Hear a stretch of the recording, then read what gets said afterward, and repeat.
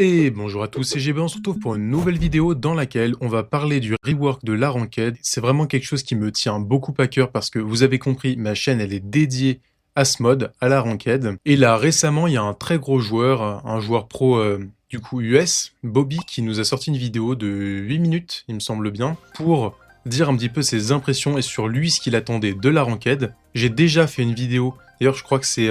J'en avais parlé au tout début de ma chaîne dans une vidéo. Mais donc, comme prévu, Bobby, qui est un excellent joueur, après le rework du leader, il a décidé de mettre son Frank à 10k TR pour être un des premiers à faire son 10k. Donc, il s'est fait doubler par Izana, mais ça, c'est pas le problème.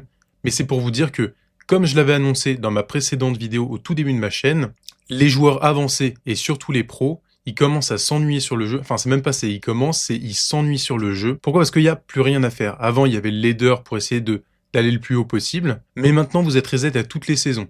Et donc, comme tout le monde l'a déjà fait, donc Bobby, il essaye de mettre 10k son loup un petit peu. Il avait déjà mis 10k son Frank. Donc, vous voyez, il fait ses petits défis. Mais une fois que c'est fait, il n'y a plus rien d'autre à faire. Il y en a bien un, je crois Vital Char, qui a monté son Byron, il me semble, ou peut-être son stu, j'en sais rien, à 40 000 trophées. Donc voilà, ça perd un petit peu de son sens une fois qu'il y a quelqu'un qui a fait les 40k sur un brawler. Quel est l'intérêt de continuer à jouer à Brawl Stars?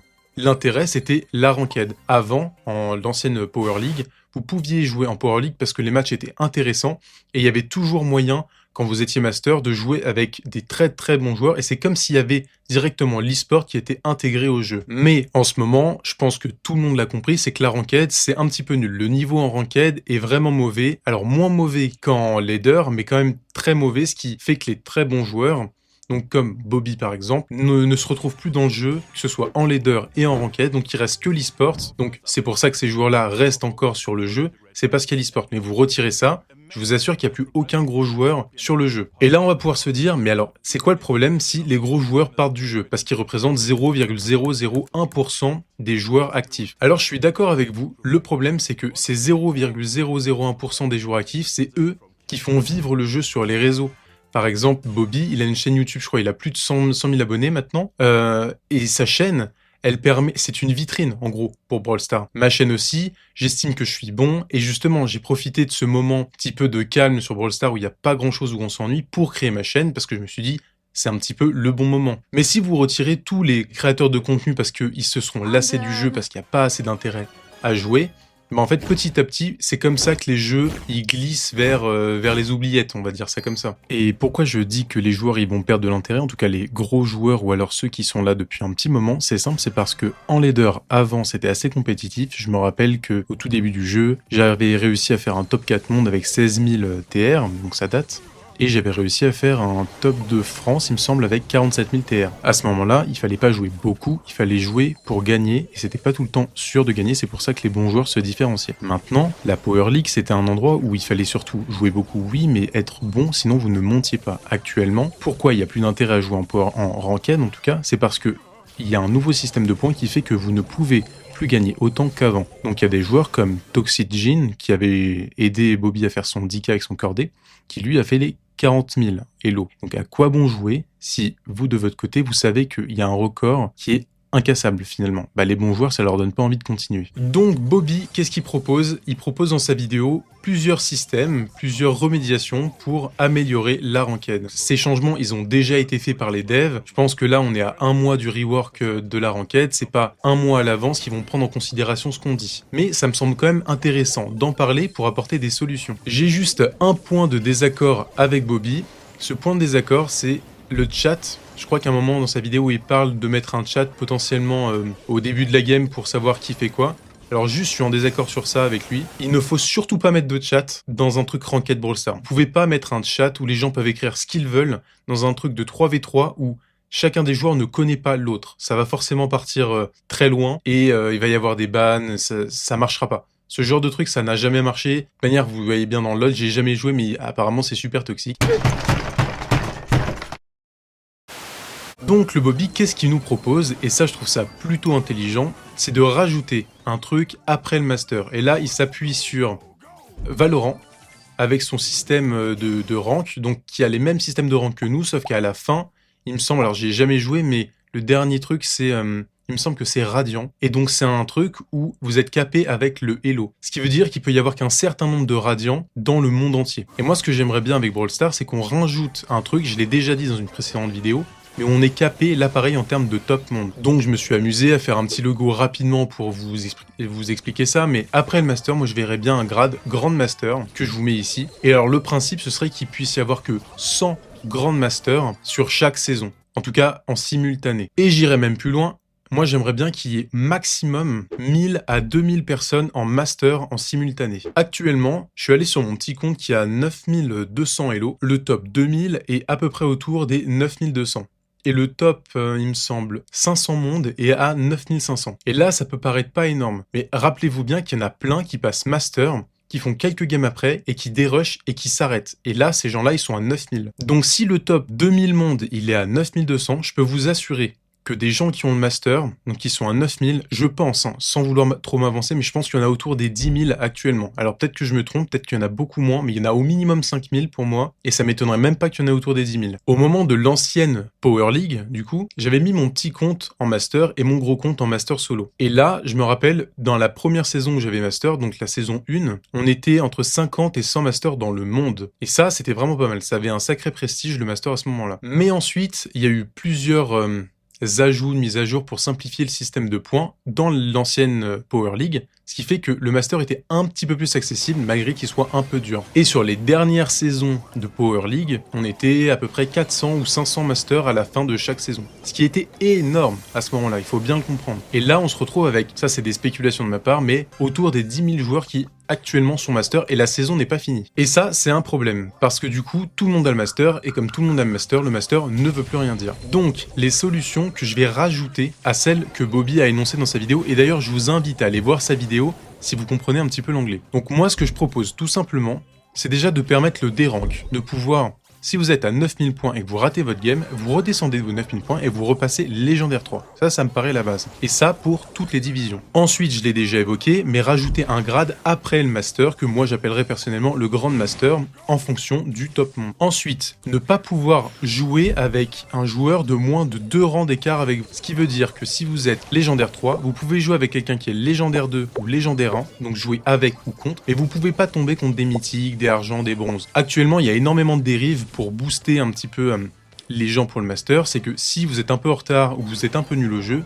si vous êtes bronze, admettons, si vous jouez avec votre pote qui est master, c'est pas possible, vous pouvez pas duo avec quelqu'un qui a trop d'écart. Par contre, ce qui est possible de faire, c'est que si vous jouez à 3, qu'il y a un master qui est chef de groupe et il y a 2 bronzes par exemple qui complètent l'équipe, là le jeu à ce moment-là vous permet de lancer en ranked. Ce qui fait que la personne en master de toute manière ne veut pas des ranks et les 2 personnes en bronze, au lieu de gagner à peu près 200 par game, elles vont gagner 400 et elles iront super vite.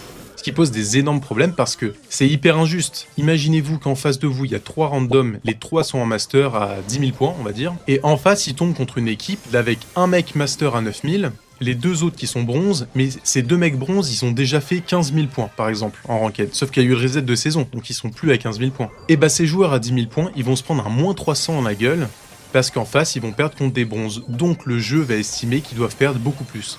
Alors que c'est complètement biaisé, parce que les gens qui sont en bronze, ils sont carrément meilleurs que ceux qui avaient 10 000 points, parce qu'ils avaient 15 000 la saison d'avant. En fait, vous pouvez être bronze et être un joueur pro au final. Donc moi, ce que je veux qu'il se mette en place, c'est que ce soit plus possible de pouvoir abuser avec ce système. Un autre petit ajout qui pourrait être vachement bien pour les excellents joueurs et qui pourrait vraiment redonner de la hype au jeu, ce serait comme sur Clash Royale de rajouter votre rang master maximum et le top monde rattaché à celui-ci. Donc admettons, à la fin de la saison, vous avez réussi à atteindre le Grand Master top 47 mondes. Et bien sur votre profil, à côté du truc des prestiges, eh bien on pourrait voir vous avez fait top 47 mondes et vous avez fini Grand Master. Ça, ce serait vachement bien. Maintenant, il y a un autre énorme problème qui est en train de ruiner la ranked et qui faisait aussi du mal en Power League, c'est les mauvais randoms. On est d'accord qu'on a tous ragé parce qu'on avait des randoms éclatés. Et moi, je propose quelque chose pour lutter contre ça. On est d'accord qu'à chaque fin d'une game, il y a un MVP de la game. Moi, ce que je propose de rajouter, c'est que pour chaque équipe, il y aurait un star player. Donc, il y aurait un star player par équipe et un MVP par game. Le MVP, ça peut être aussi le star player. Mais où je veux en venir? Moi, ce que je voudrais, c'est que le star player de l'équipe qui a perdu ne perd pas de l'élo. Et qu'est-ce que ça ferait, ça? Ça fait que les gens auraient moins tendance à troll. Parce que si vous partez du principe que la game, elle est forcément loose parce qu'avec vous, il y a des énormes mongoliens. et ben vous allez quand même jouer la game à fond, parce que vous savez que si vous êtes meilleur que vos deux Mongoliens, vous allez perdre 0 elo. Et donc ça va empêcher les gens de rage quit.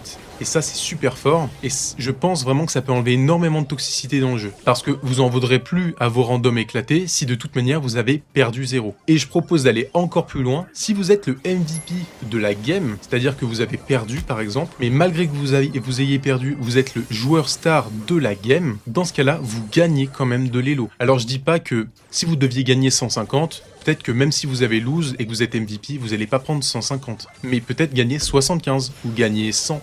Ce serait déjà vachement bien. Ce que je veux dire, c'est que ce système que je propose, il motiverait les gens à tout le temps se donner à fond, peu importe qu'ils lose ou peu importe s'ils gagnent. Voilà, et ça, ce serait un très gros ajout, je pense, dans la ranked Brawl Stars. Ensuite, vous avez remarqué que quand vous passez diamant, vous pouvez draft la game. Jusqu'à diamant, il n'y a pas de draft, vous choisissez ce que vous voulez et il peut y avoir des doublons dans une même game. Mais à partir de la division diamant, vous devez ban des brawlers et choisir des brawlers. Ce que je propose, et c'est ce que Bobby propose aussi, lui ce qu'il propose c'est qu'il y ait une différence après le master. Moi la différence que je souhaite implémenter, ce serait qu'après le master, enfin disons vous arrivez aux 9000 elo, et bien à partir de 9000, comme pour le diamant, cette fois-ci il n'y a plus 3 bans par équipe, mais 6. Donc vous pouvez ban 2 brawlers par personne, ce qui, au lieu de ban actuellement, le système c'est que vous allez ban les brawlers qui sont les plus forts de la map. Mais avec 6 bans par équipe, ou voire plus, parce qu'il y a quand même 88 brawlers dans le jeu, il faut quand même bien se rendre compte, avec 6 bans par équipe, ce qui va pouvoir se passer, c'est que vous allez pouvoir mettre en place des stratégies. Donc vous allez par exemple, si vous avez envie de jouer une compo triple heal au mid, vous allez pouvoir ban les brawlers les plus forts de la map, mais en plus vous allez pouvoir ban Lou, vous allez pouvoir ban, j'en sais rien, une Ems, et vous allez pouvoir ban un Griff, qui va vous enlever les pires brawlers qui counter votre compo, et vous pouvez construire une composition autour de bans que vous aviez fait. Chose qui n'est pas possible actuellement parce qu'on banne les brawlers les plus forts de la méta, qui peut pas faire on peut pas construire une stratégie autour de ça. Aussi, à partir du master, ce que je propose c'est de rajouter 10 secondes en plus pour chaque pick. Actuellement, il me semble qu'on a 20 secondes pour choisir. Moi là, je propose d'en rajouter 10, donc on serait à 30 secondes, ce qui laisserait plus de temps pour réfléchir et faire une draft correcte. Ça me semble la base dans un jeu, mais là, ce que je vais proposer, c'est que les masters ne puissent tomber qu'avec des masters, que les légendaires ne puissent tomber qu'avec des légendaires, les mythiques avec les mythiques, etc., etc. Ça me paraît de la logique, mais je trouve ça frustrant. Et d'ailleurs, vous êtes beaucoup dans les commentaires à me le dire, c'est que quand vous êtes mythique 2, mythique 3 et vous tombez contre du légendaire 1, légendaire 2, et ben vous avez les boules. Parce que quand vous perdez, vous vous dites « Eh ben c'est dommage, de toute manière, je pouvais rien faire, ils étaient meilleurs que moi. » Vous pouvez le voir du côté positif, dans le sens où si vous gagnez beaucoup plus. Mais moi, je comprends un petit peu l'idée de se dire que c'est frustrant. Et à l'inverse, moi, quand je suis master et que je tombe, ou alors en début de saison, je suis légendaire 2, légendaire 3, et que je tombe avec des mythiques 2, mythiques 3, et oui, c'est possible. Moi, je pensais qu'il y avait que 2 divisions d'écart dans une game maximum, mais c'est pas le cas. Brawl Stars peut vous faire queue-up aussi avec des trucs en dessous. Moi, ça m'est déjà arrivé de tomber dans des games avec des mythiques 2, alors que j'étais légendaire 3. Et là, je peux vous dire que c'est extrêmement frustrant, parce que vous allez perdre, et c'est pas de la faute de vos randoms, c'est le MM qui a mal fait son travail. Donc, au moins, ce que je voudrais, c'est que, au moins à partir du Master, si ce n'est avant, mais au moins à partir du Master, le top 2000, qui est Master, donc le Master, ce serait plus en fonction du 9000 Elo forcément, ce serait en fonction du top monde. Donc disons que le top 2000 monde, il serait Master. Eh bien, quand vous lancez et que vous êtes en Master, le MM sera un petit peu plus long, mais vous pouvez tomber que avec et contre des Masters. Donc vous allez perdre un petit peu moins, mais vous allez gagner un petit peu plus. Et vos games, elles seront de meilleure qualité. Et ensuite, quand vous arrivez dans le top 100 monde et que vous devenez Grand Master, les Grand Masters, eux, ils pourraient tomber avec les Grand Masters et les Masters. Sinon, le MM serait beaucoup trop long pour eux. Je vous remercie de votre attention. C'était une vidéo un peu plus courte que la normale. Vous m'excuserez. C'est un sujet qui me tient à cœur. La preuve, j'ai déjà fait 1 ou 2 vidéos pour parler d'exactement ce sujet. Mais là, vu qu'on se rapproche du rework et qu'il y avait un très bon joueur qui en avait parlé, je me sentais un petit peu obligé de rebondir dessus. Je vous remercie. Et d'ici là, on se dit à la prochaine.